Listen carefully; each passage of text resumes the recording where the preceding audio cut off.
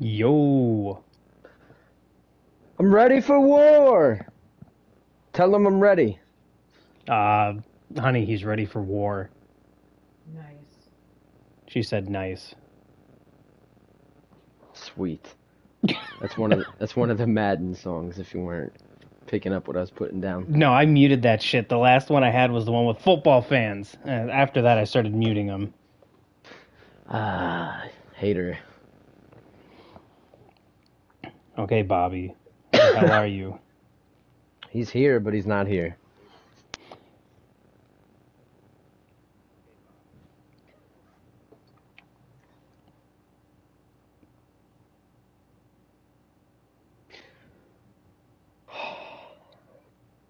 Putting together a draft board like this is exhausting.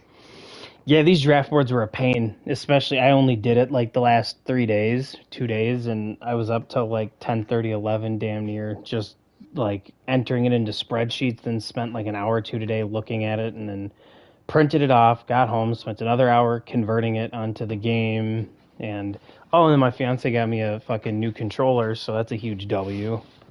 Got the black controller now. Nice. I've got the cherry red and black. Oh, yeah, that red one's dope. Had to represent for the almost Bearcat colors. Almost. Why don't you just get a Cincinnati Skinnet? I don't know. I like the way the controller feels without anything else on it. Dude, the Skinnet's just on the top. Like, you don't notice it without. I don't know. You fucking Don't know. Boomer. Oh, hey, wow, Bob's finally here. Speaking of boomers. Yeah. Speaking of pedophiles. Wait, that's your controller that you're talking through right now? I know it's your birthday, but you don't need to talk shit. That's actually His not coach's too name terrible. in here is Jerry Sandusky.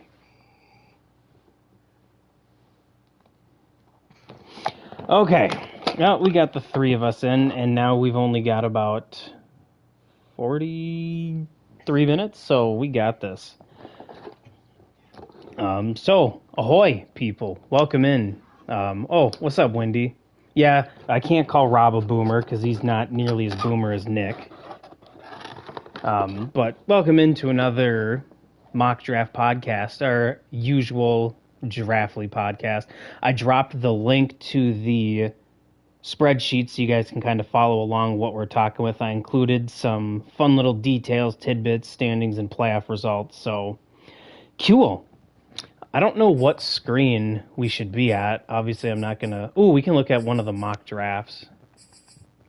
I'll just kind of sit on the mock draft screen. So, no other trades have happened, so this is pretty standard right now, just a few late round trades. So, pick 1, we have the Giants. They traded up from pick 10 to Denver. They gave up Daniel Jones, O'Shane, Zimenez, I think, and then pick 10 and pick 28. They moved up.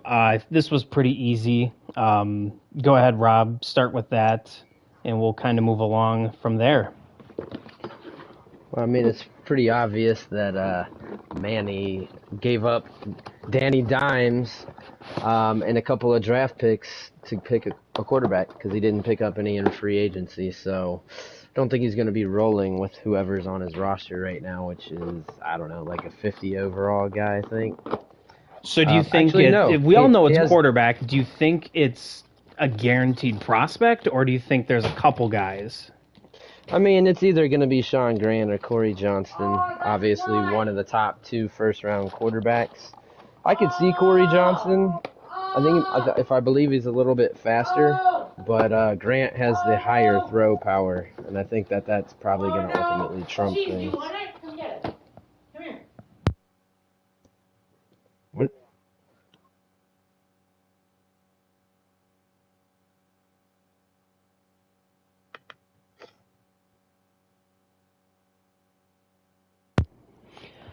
Okay, so one's so the now, Heisman and one is the quarterback of the year, so I don't think you can go wrong either way. So obviously we had quarterback 1.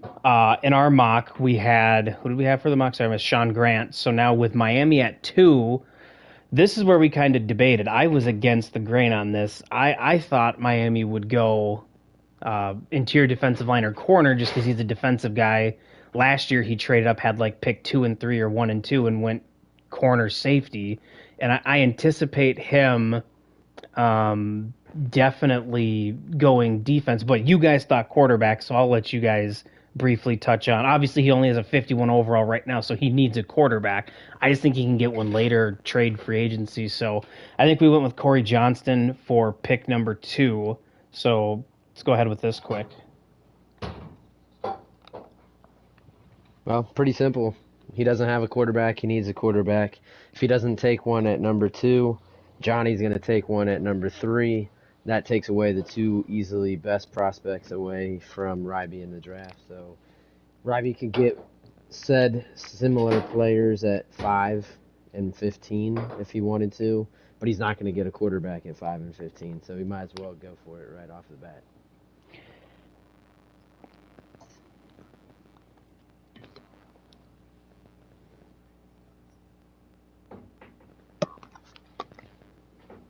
Yeah, right. Not much you can do. So now with pick 3, now for people who don't know how mock drafts work, is your favorites that you do, your custom draft board, it pulls from there to create the mock drafts.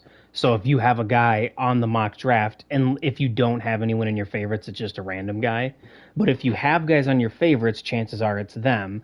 So now here at pick 3 on the mock draft screen, it shows Ladarius Pemberton, a quarterback. So I think that leans to me, or kind of thinking that they're going to go quarterback. But for our mock, we didn't mock these late round guys or things like that. So we went with Sammy Perryman, cornerback. We just felt that, at this point, there's not really a quarterback worth the 3rd overall pick. You're kind of shit out of luck stuck in there with Taylor Heineke. So you go the best corner in the draft. I think it was pretty simple, unanimous that we're just going corner at this point. Gives them 3 solid ones. Especially when you're in a division with Zach, who's going to throw the ball over the place, Manny, who wants to throw a little bit. It makes sense to get some corners to defend. And you look at the top 5 prospects, and the other ones are wide receiver, of which he's good and set there. Also, defensive tackle, too. He doesn't need that. He's not Waffles. He doesn't need, 7 different defensive linemen. Not at all. So now pick 4, the Cardinals. We had them going corner here. Cornerback Cliff Smith to the Cardinals. We just kind of looked. There were a few needs they had. Corner was probably their biggest glaring need in terms of what gets you immediate value. Top 5 projection. Pair him up with Byron Murphy. He's going to be a pretty solid addition. Here on the draft, on the mock draft, they have Ish Edwards, so definitely at play, but I think we went with Cliff Smith, Bobby.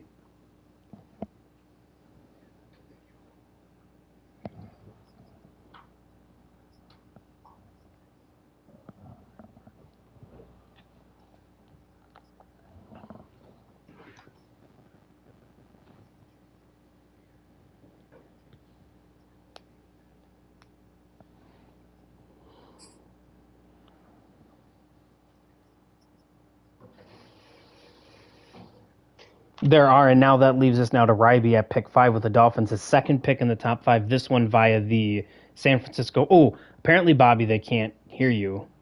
Do you have your party sharing audio on? Change that if that's the case. So number 5, probably for the Ryby. best. To be honest, probably for the best. Yeah, sorry, we missed Bobby. Sorry, he's a fucking idiot, I guess. Now with the Dolphins, their 2nd pick from San Francisco, we had common lob. We've got Garrison Gray, interior defensive lineman from USC. So now I think we went here. We kind of evaluated what they got. They did pick up Calais Campbell, but he's older, getting a little older, and we just feel like still it's probably the best route. You're still getting a top 5 projected prospect. You're walking away with one of the best quarterbacks, one of the best D tackles, and you have a 3rd pick later. So I think, Rob, this was a pretty simple pick for us. Yeah, I mean, once he told me he was going 3-4, he's got Campbell and Wilkins manning the first and second spots on the interior, but he needs the third one. Although he did pick up Taven Bryan, who's really not all that great, but I feel like this defensive tackle is a can't miss type of guy, and he's a top 5 guy. So. Nope, absolutely. So, Bobby, go ahead and just say something. I'm going to verify that we can actually hear you now. Let me know if you guys can hear him. Oh, never mind. Okie doke. So, now pick 6, New England. Frosty has, no receivers, so we went with Antoine Harbor, and that's what the game mocks him to take. This one was pretty simple. Their best receiver is Kendrick Bourne, then Jacoby Myers, and they've got a whole lot of nothing. Best receiver on the board goes to him at 6, so we're just going to kind of leave it at that. Pretty simple. Next one, the Green Bay Packers back-to-back picks, pick 7 and then pick 8 from Detroit. We kind of noticed, and when Rob and I were talking about it with Bobby, we kind of looked at their roster and said they've got 3 pretty glaring needs. Number 1's edge. Number 2's defensive tackle. So back-to-back, that's what we did. Edge Jerome Baker, defensive tackle Caleb Callaway. You can kind of go 1-2 with the D tackles or the edge guys. We just went the 2 top guys. Both of them are projected top 5, or I think round 1, the other's top 5. So they go ahead and bolster up that defensive line to add with Kenny Clark and Rashawn Gary to have a really formidable front 4.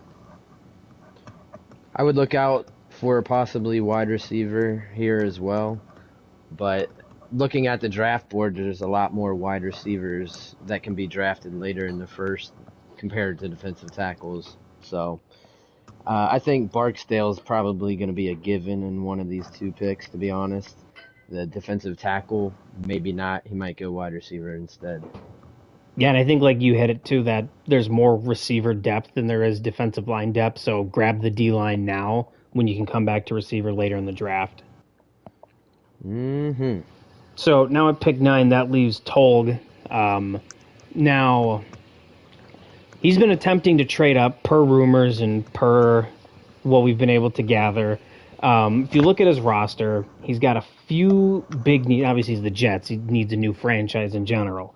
But we went here. We look at his secondary. Now, he added a couple of one-year stopgaps with Kareem Jackson, I believe he signed at safety, and then Kyle Fuller at corner. He still has no one else at corner, so for us, the pick was simple to go with corner. We went Ish Smith. I think that was who we thought was the next best corner at this point. The only other one with a 1 next to his name.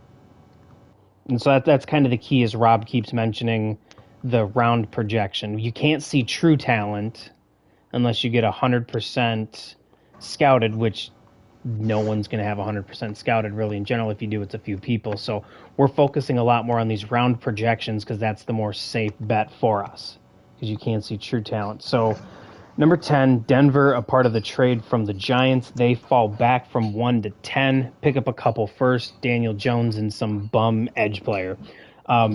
At this point, we're not really sure what the hell they're doing because they're very new. We went with Rashad Beck, one of the edge rushers, just because they don't have Von Miller anymore. They need someone. Yeah. So that's where we went there. Do you want me to butter and toast for buns? Yes, I would like that. Oh, was that you, Bobby, talking? I mean, I would like my buns toasted.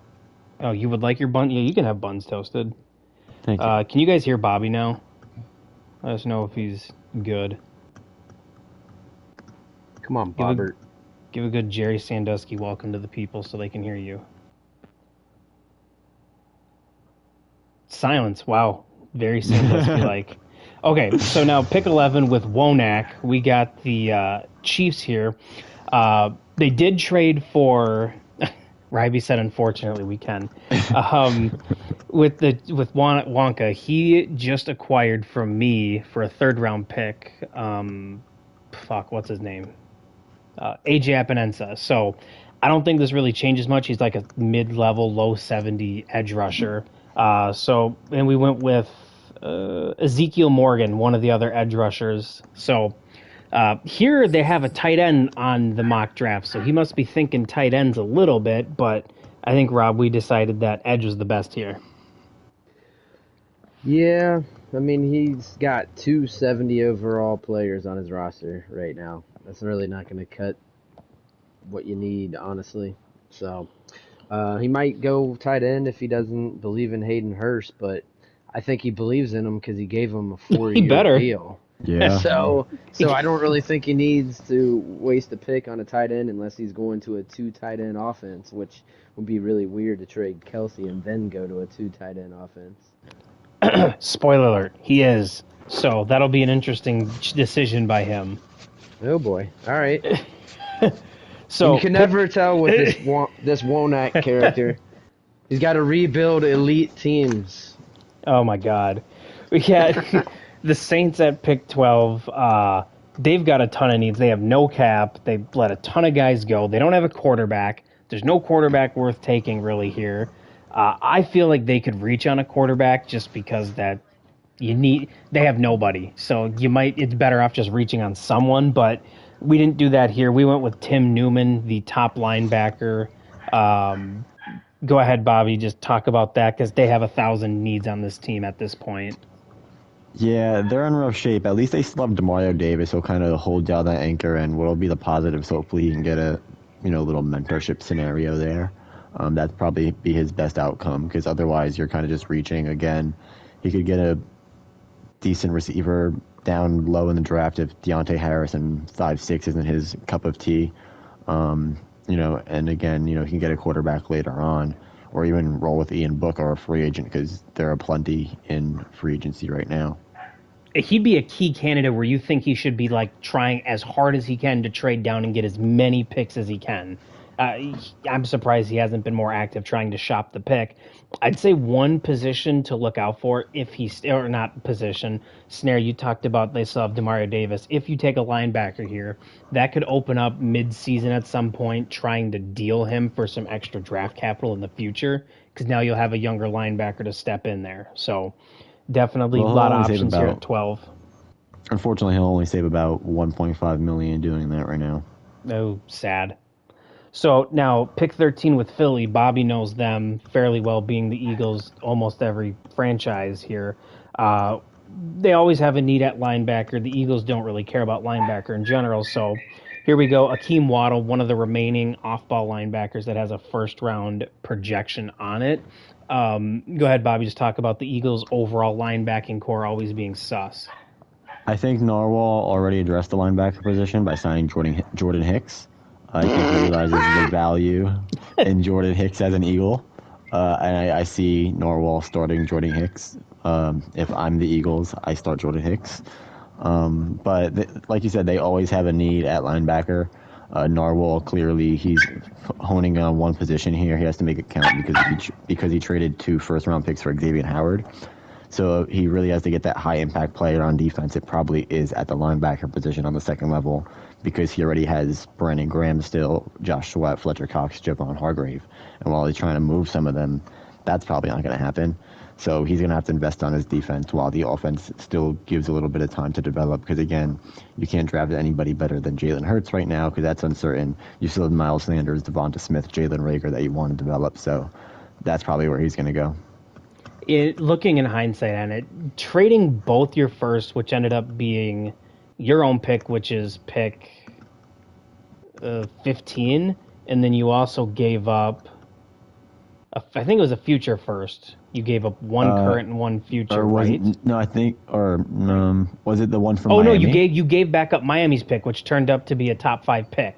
So that might have been the dumbest trade you could have ever made, because if you kept both of them, you have a top 5 pick, and you could have netted one of the top corners there and got a cheaper, younger corner, and then you still would have had 15 where you could have gotten 2 or 3 defensive starters or replacing aging O-line, whatever you want, even upgrading quarterback if you don't like Hurts and Madden. So you gave up pick 2 and pick 15 for a 29-year-old corner. Pretty Vapo-ish decision, if you ask me.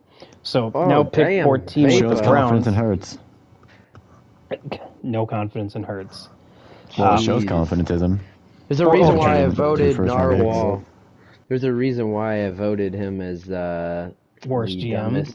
The dumbest GM. Yeah, worst GM. Sorry. The top That's three for that, Vapor was 1, Narwhal was 2, I think, Wonka was 2 or 3, and then Proto was 4. That was the top 4 for worst GM for season 1. Next up, we have the Browns. We went receiver Jason Mims. They have a clear hole now that they traded OBJ. It makes it pretty simple, especially with a deep class, that they get a receiver falling to them here. I think that was what we thought too, Rob. Yeah, pretty much. I mean, he could go Jason Mims if he's available.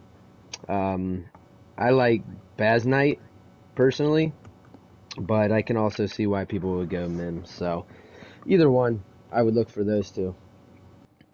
Perfect. So Miami back up at 15 again, their third pick in the top 15. Again, here they just have 3 quarterbacks mocked to them in the first round. Love to see this feature in the game. Phenomenal logic. We went with left guard Sherrod Collier. We just think if you're the Dolphins, I know Rob really mentioned this one to us when we were talking about it. You're coming away with one of the top quarterbacks, one of the top defensive tackles, and then the top lineman. You get 3 impact immediate starters on your roster moving into the season. So you walk away thrilled. Plus you got an early second round pick too that you can snag someone else. So that was, we felt like that's an A+ draft from the Dolphins. So now you could also see here potentially receiver being taken. That's something Rob mentioned to look out for too, is receiver or even potentially corner at this position. But we went with guard. So now at 16, the Bucks. If you look at the Bucks roster, even like that Vapor lost Gronk, he lost Antonio Brown. There's really still no needs on this roster. It's such an elite Madden roster.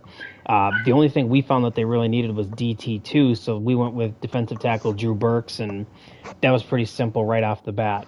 So now at 17, the Chargers. A lot of ways they could go. We felt that Bobby said that we could really use some offensive linemen here to patch it up. Now, we know not everyone's big on linemen in the first round, Bobby. You and I are 2 huge components of that. But we think with the Chargers, they definitely need to shore up that offensive line just to get a little more consistency to make a playoff push this year, where they missed out going 10-7. Yeah, I mean, you're going to have to run the ball more and not throw the ball to Austin Eckler as much. And you signed Leonard Fournette, so that seems like you're going to have to make a double-headed commitment right there. And it would benefit. I mean, teams that have that good center could benefit in a way. I feel that way, at least. Corey Linsley, 90 awareness, that does have an effect on the rest of the line. So that is a way he can go. Obviously, there are other holes in the roster, depending on how he wants to go. Maybe shake it up, go with a 2 tight end offense, and draft one of the top tight ends here and put a shock and take one off the board. But you never know. Perfect. So now we go to Jimbo. His very first pick here, pick 18. We went with defensive tackle Ben Carroll. Rob, go ahead and talk about that selection. Ben Carroll. What is this again? Jimbo Detroit. and the Lions. Jimbo. Yeah, sorry, my bad. Trying to flip back and forth between my own mock and yours, or ours, I should say. So yeah, the Lions roster is kind of butt cheeks, to be honest. There's a lot of holes there. I would definitely, honestly, be on the lookout for a wide receiver here at some point, either at pick 18 or pick 21, because he's got 2 of them. Kind of like some of the earlier decisions that we made, there's a lot of wide receiver depth in this draft, not as much defensive tackle. So we think you can get a good receiver at 21 and figure maybe go defensive tackle at 18 instead of vice versa, because maybe at 21 that defensive tackle is not there, but a wide receiver would be. Yeah, okay, so perfect. Now, at pick 19, we have Rob and the Bengals. I'll just kind of gloss over this one. I think it's pretty obvious. You trade Joe Mixon. You have no other running back. You got some bum from Cincinnati that he's obsessed with for Cincinnati reasons. But other than that, you got a huge need here. You have your choice at any of the top running back. I think you go running back. I went LaShawn Wick. I just kind of think Bobby and I both agreed that you got no running back. Perfect solution to get one. So we'll kind of skip over that because it's the biggest need. And if he doesn't take a running back here, I'm going to fly out to Cincinnati and hit him with a frying pan. So Hit him with a chili butthole. I'm going to dump some Cincinnati. First off, understand it's not really chili. It's more of like a meat sauce. Rob, I use that so much. Like, just to throw it as a copy pasta to anyone, it works for almost everything. It is one of the most genius moments of the server. So, at pick 20, the Panthers, now, they lost Hassan. Granted, he didn't use him as an edge rusher anyways. He just had him as an off-ball.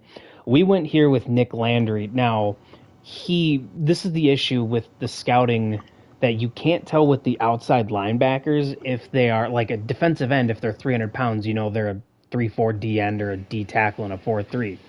But without the archetypes, you don't know outside linebackers if they're edge rushers, if they're off-ball linebackers, what they are. So you kind of have to piece them by size. Now, moving forward, I'm going to correct that. Next season, I think every left outside linebacker is an edge rusher, middle and right are off-ball, just to make it more simple so we know going forward. You're welcome for the suggestion, asshole. Yeah, Rob's been on my ass for that for a while, so that's finally coming here. Just to interject real quick, he did pick up 81 overall Trey Flowers. So I didn't even see that. That could change things. He may not need edge anymore. We went edge Nick Landry. Like Rob just said, he might not need it anymore. But, Trey Flowers is kind of a one-year player. Maybe you try and get a too young edge, because then if you take Nick Landry, you'd be able to ease him in over a year, dev him up a little bit, and you'd have a nice young edge duo with Brian Burns and then Nick Landry. So that's where we went. Now, Jimbo's back up at 21.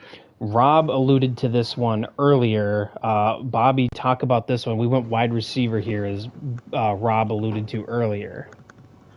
Yeah, you kind of have to go there. I mean, you have the plethora of receivers there, and this is your last first-round pick. So if you go defensive tackle or you go anywhere else, really, with your previous pick, you're going to have to go there. He's probably going to be your receiver one this season anyways, along with T.J. Hawkinson. And, Derek Carr or even maybe Ben Roethlisberger will have a new toy to throw to, and hopefully somebody who could stick with Detroit longer than Calvin Johnson. So now we got here at pick 22, Shokan and the Jags. Now we're getting into the people that made the playoffs. I mean, Proto made the playoffs and the Panthers, and Jimbo didn't. He just traded for this pick and had it from the Rams. Good there, Rob? Oh, I'm good. You just that's right. You made the playoffs too. I forgot you made the playoffs. Sorry. This pick here that Jimbo had was from the Rams. Forgot to mention that. Yeah, so we started into the playoff teams. These are all the ones who ended up losing. That's why I forgot about it. They lost in the first round and didn't get a win. But that now hurts. Shokan here, he lost Rudy Ford. Even though he was a low overall player, he had like 6 touchdowns, like 11 interceptions, 5 forced fumbles. He was just a stud. So we went with the top safety, Enrique Meander, just to replace safety. I think we were all kind of pretty on board with that one, no?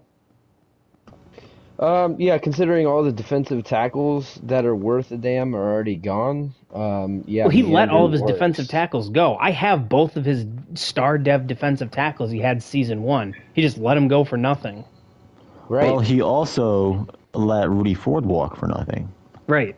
So he's just let a lot of his key defensive pieces just leave. So whatever. Yeah.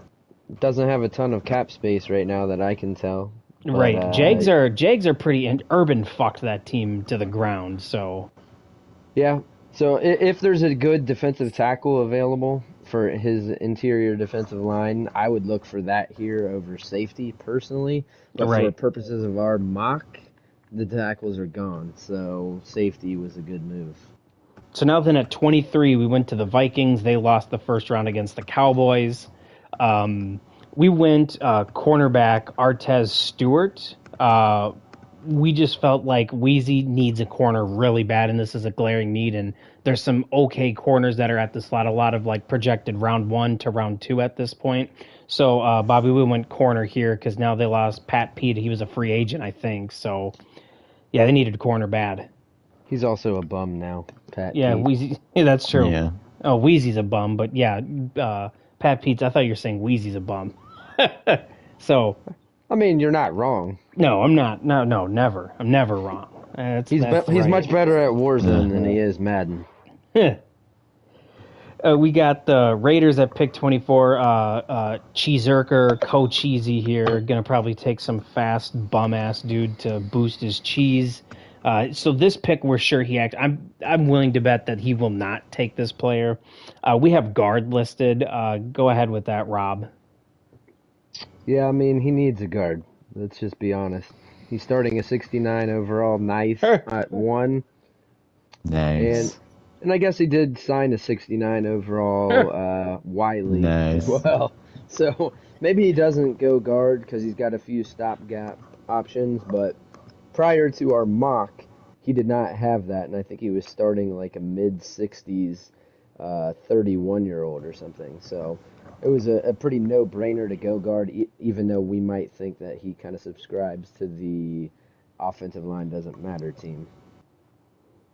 Agreed, but he won't go O-line. He'll like to start those 269 players. So Yes, sir. we got Jared and the Texans at 25. Texans beat the Raiders in the wild card round. Texans lost to the Bills. Texans could go literally anything. We just went Jason Brown, linebacker, for the best player available. They can go anywhere but quarterback and receiver at this point. Edge now too. You could potentially erase edge because they traded for who's the bum ass dude that the Saints traded to first for? Davenport? Marcus Davenport. Yeah. So they might not go edge here, and I think Brown might have been an edge. So probably not going to go Jason Brown anymore, but pretty much anything but edge, receiver, and quarterbacks on the board for the Texans. Pick 26, Green Bay now gets their third pick. They could go tight end here because they don't have a tight end. They have some trash dude from Cincinnati, but we don't count those people. Tight ends in Cincinnati are pretty synonymous, considering the best in the league is from there. But Gronk played at Arizona, I'm pretty sure, right? I'm not too quite sure. It is not 2012, Chad Kelly bro. played. We took Packers taking Dante Bassnight, receiver here, just because if you look at his receiving core, Rob mentioned it earlier with one of his picks that they could be in play. We just think you could get a receiver here and still get two, because you can't get a really good edge or D tackle here at this point, but you can still get a solid receiver, and that receiving core is rough. There's no one over a 71 overall at this point. So now the Titans, Bobby here, we had him mark a center, Brad Shields, mock to him. Go ahead, Rob, talk about his options here. Excuse me. Which Rob are you talking here? I was talking to you, Rob, to talk about Bob. Rob to talk about Bob. We're talking about Titans, because you put TBE. Yeah, I on put your, that. Yeah, I missed What the hell does that one. mean? Jeez. I Well, don't know. We later found out Thanks. that Bobby doesn't give a shit about offensive line. He would never draft one in the first 3 rounds. Is Same. what he said. He also picked up Patrick McCarry, so this pick is kind of null and void at this point. But until he picked up McCarry here in FA3, he had no center on the roster, so it was kind of a huge need. So now at 28, Denver gets their second pick. We went Timmy Streeter, linebacker. Definitely one of the needs. Again, they need a ton of positions. They let a bunch of receivers walk. They let the safety walk. So we just kind of went and plugged in with a guy who'd start right away, and Timmy Streeter was the dude. Now, You picked 29. up Schobert, though. So he they may not be did. So doing that is true. They did get Schobert. So now it opens up. Do they go with a receiver there? Do they potentially reach on a quarterback at this point now that it's not a top 10 pick? Do they Nah. potentially go to, I don't know, maybe picking up a corner, but they already have a loaded secondary? So look out for linebacker not being there now, as Rob said. So Wide now, receiver, that's where he'll go. receiver's a good option. Now, speaking of receiving threats, we got the Cowboys at 29. They have like no one on the roster who's a competent tight end. So we went with Connor Garrett, the top tight end on the board. So that would just be match made in heaven for Zach to get a tight end now that he lost his tight ends. He looks to be in cap hell. Yeah, dude, it's real bad. The Cowboys are rough. You need to trade those dudes fast. Cowboys need a tight end because they have none on the roster, so they need a young, cheap guy. He's going to be sweating, I think, from Green Bay and the Titans at 26 and 27, who could also really use a tight end. So I'm guessing he's hoping Garrett does not get picked in those 2 picks right before him. Nope. And worst case scenario, I think he's just going to take whichever has the highest 40 time that's available to the tight ends and roll with it. So...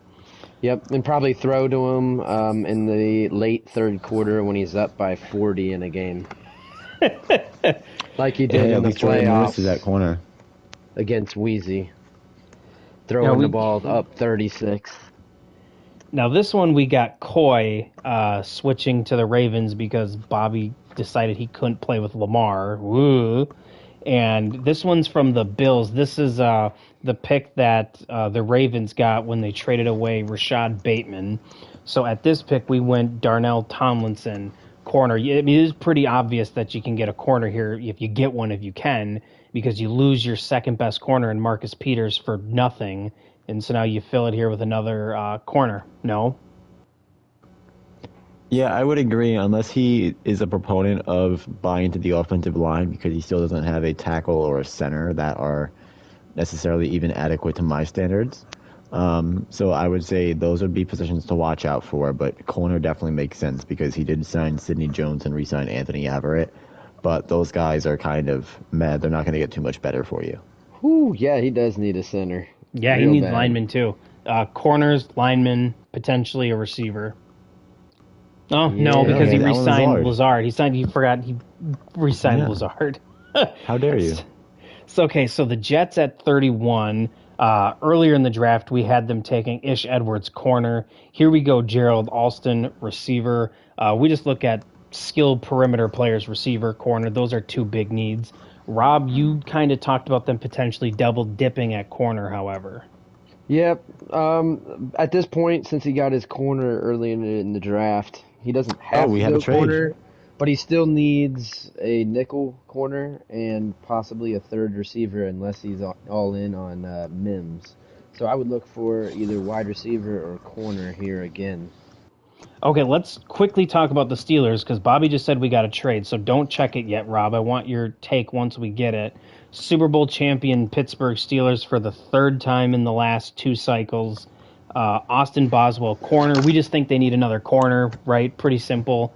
Snake getting a corner here, probably walking away pretty happy. Okay, we just had a proposed trade. The Detroit Lions sent pick 18. The Baltimore Ravens are trading up. They are sending pick 30, their 3rd round pick, and a future 2nd. It's being voted, but they're sending a current 3 and future 2 to move up to pick 18. So if they're doing that, if it gets approved, who do we think they would select? I would say defensive tackle solely because that was the focus position I had scouted. So he has a lot of those guys scouted, so he must be moving up to target somebody specifically that he knows he wants to get because he's giving up not only a pick this year when he's saying that he needs cap and needs to fill the roster, so he's already giving up one of his next highest picks along with the 2nd next year. So he has to be knowing that he's going to get a high-impact guy.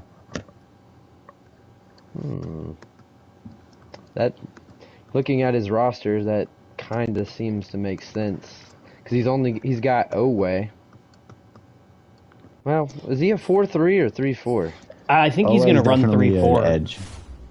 Well, he's got Oweh at defensive end, which is 4-3. So I'm confused.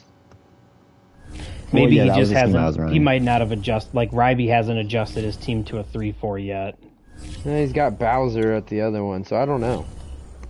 But I mean, he still could use. He could still use interior defensive line because he's got a 24-year-old, 75 overall guy. But his next one is Derek Wolfe, which is a 32-year-old, 74. So that makes sense, defensive tackle. And there's not a ton of defensive tackles on the board compared to corner, which we thought he was going to take. Well, at 18, we did have Ben Carroll going there. Yeah, we did. Yeah. We did. Sweet. That is accurate. That could be the guy. Well, perfect. I will see y'all over in voice chat. Thanks for tuning in for the draft shit.